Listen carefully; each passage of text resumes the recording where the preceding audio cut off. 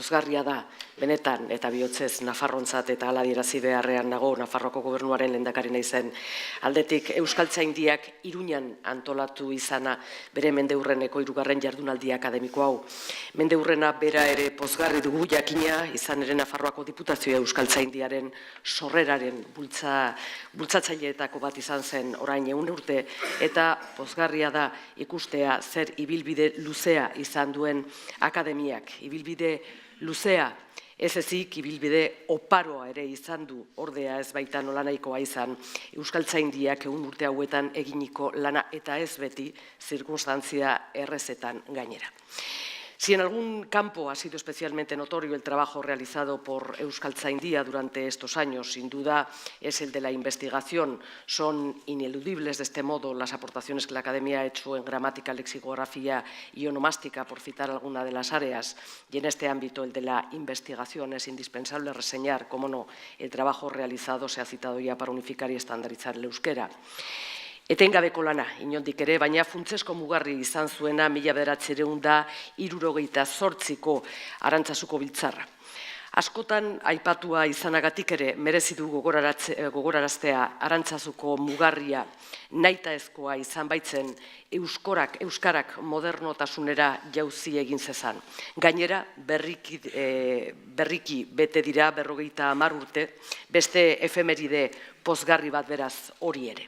Edozein gizaz, Euskaltzaindiak sorreratik izan du helburuen artean euskara sustatzea, erabilera zabaltzea eta hiztunen eskubideak zaintzea. Eta horrela, sailarekin batera eginkizun horien garrantziaz jabetuta jagon saila izan du hasieratik Euskaltzaindiak.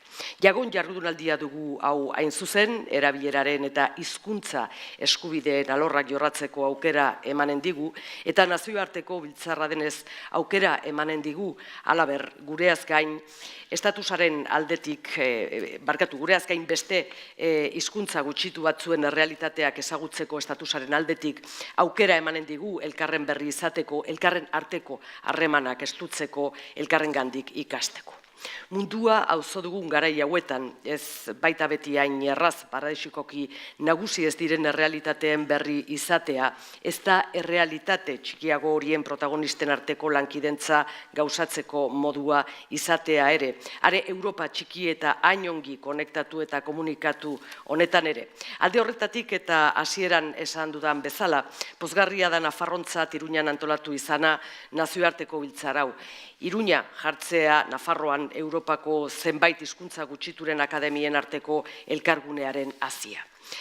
Cantaba Xabier Lete que Nafarroa era un crisol. Lo es Europa y especialmente en el ámbito de las lenguas. Sin embargo, algunas de esas lenguas europeas no viven su mejor momento. Sus hablantes no viven un momento dulce en este mundo globalizado que nos lleva a la uniformización, pero esa diversidad lingüística es uno de sus tesoros a valorar y a cuidar. De hecho, teniendo en cuenta que los derechos de su ciudadanía están en juego, se trata también de un asunto de justicia y de un asunto de igualdad.